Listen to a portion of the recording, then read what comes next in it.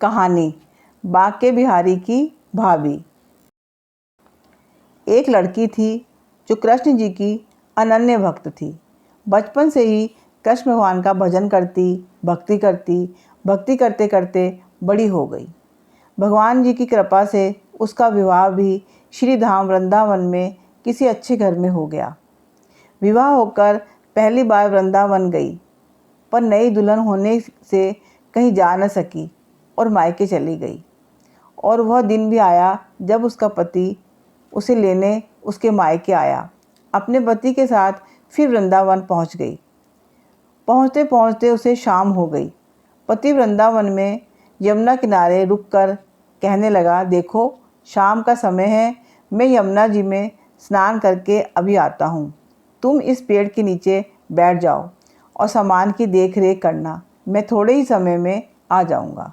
यही सामने ही हूँ, कुछ लगे तो मुझे आवाज़ दे देना। इतना कहकर पति चला गया और वह लड़की बैठ गई। अब एक लंबा घूंघट निकाल रखा था, क्योंकि गांव है, ससुराल है, वहीं बैठ गई। मन ही मन विचार करने लगी कि देखो ठाकुर जी की कितनी कृपा है कि उन्हें मैंने बचपन से भजा और उनकी कृपा से मेरा विवाह भी श्री धाम वृंदावन में हो गया। मैं इतने वर्षों से ठाकुर जी को मानती हूँ, परंतु अब तक उनसे कोई रिश्ता नहीं जोड़ा। फिर सोचती है ठाकुर जी की उम्र क्या होगी, लगभग 16 वर्ष के होंगे। मेरे पति 20 वर्ष के हैं, उनसे थोड़े से छोटे हैं, इसलिए मेरे पति के छोटे भाई की तरह हुए और मेरे देवर की तरह। तो आज से ठाकुर जी मेरे देवर हुए। अब तो ठाकुर जी से नया संबंध जोड़कर बड़ी प्रसन्न हुई और मन ही मन ठाकुर जी से कहने लगी, देखो ठाकुर जी, आज से मैं तुम्हारी भाभी और तुम मेरे देवर हो गए। अब तो वो समय आएगा जब तुम मुझे भाभी भाभी कहकर पुकारोगे। इतना सोच ही रही थी कि तभी एक 10-15 वर्ष का बालक आया और उस लड़की से बोला, भाभी भाभी। लड़की अचानक अपने भाव से बाहर आई और सोचने लगी, वृंदावन में मैं नई हूँ, ये भाभी कहकर कौन बुला रहा है।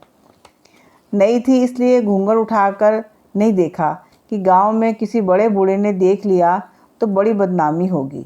अब वह बालक बार बार कहता, पर वह उत्तर न देती। बालक पास आया और बोला, भाभी तनिक अपना चेहरा तो दिखाइए ना। अब वो सोचने लगी, अरे ये बालक तो बड़ी जिद कर रहा है, इसलिए कस के घूंघट पकड़ कर बैठ गई, कहीं घूंघट उठकर देखा न ले। लेकिन उस बालक ने ज़बरदस्ती घूंघट उठाकर चेहरा देखा और भाग गया। थोड़ी देर में उसका पति आया। उसने सारी बात अपने पति से कही। पति ने कहा, तुमने मुझे आवाज़ क्यों नहीं दी। लड़की बोली, वो तो इतने में भाग ही गया।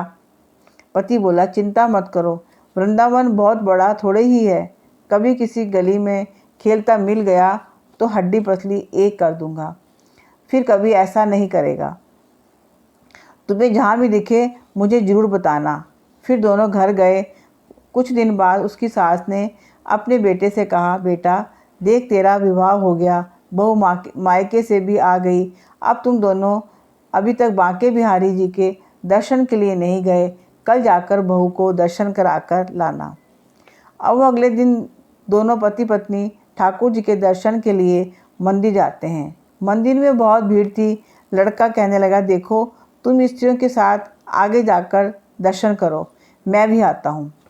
अब वो आगे गई, पर घूंघट नहीं उठाती। उसे डर लगता कोई बड़ा बूढ़ा देखेगा तो कहेगा, नई बहू घूंघट के बिना घूम रही है। बहुत देर हो गई। पीछे से पति ने आकर कहा, अरे बावली, बिहारी जी के सामने है, घूंघट काहे नाए खोले, घूंघट नाए खोलेगी तो दर्शन कैसे करेगी। अब उसने अपना घूंघट उठाया और जो बांके बिहारी जी की ओर देखा तो बांके बिहारी जी की जगह वही बालक मुस्कुराता हुआ दिखा। तो एकदम से चिल्लाने लगी, सुनिए, जल्दी आओ जल्दी आओ। पति पीछे से भागा भागा आया। बोला, क्या हुआ। लड़की बोली, उस दिन जो मुझे भाभी भाभी कहकर भागा था वो बालक मिल गया। पति ने कहा, कहाँ है, अभी उसे देखता हूँ। तो ठाकुर जी की ओर इशारा करके बोली, ये रहा, आपके सामने ही तो है। उसके पति ने जो देखा तो अवाक रह गया और बोला, तुम धन्य हो वास्तव में। मैं तुम्हारे हृदय में सच्चा भाव ठाकुर जी के प्रति है। मैं इतने वर्षों से वृंदावन में हूँ, मुझे आज तक उनके दर्शन नहीं हुए। तेरा भाव उतना उच्च है कि बिहारी जी ने तुझे दर्शन दिए। जैसे उस लड़की को भगवान ने दर्शन दिए, उसी तरह हम सबको भी दर्शन दें। इस कहानी को लेकर आपकी क्या राय है, नीचे कमेंट्स करके बताइए। वीडियो अच्छा लगा हो तो लाइक करिएगा और सब्सक्राइब न किया हो तो प्लीज़ सब्सक्राइब करिएगा तथा वीडियो को ज़्यादा से ज़्यादा शेयर करिएगा।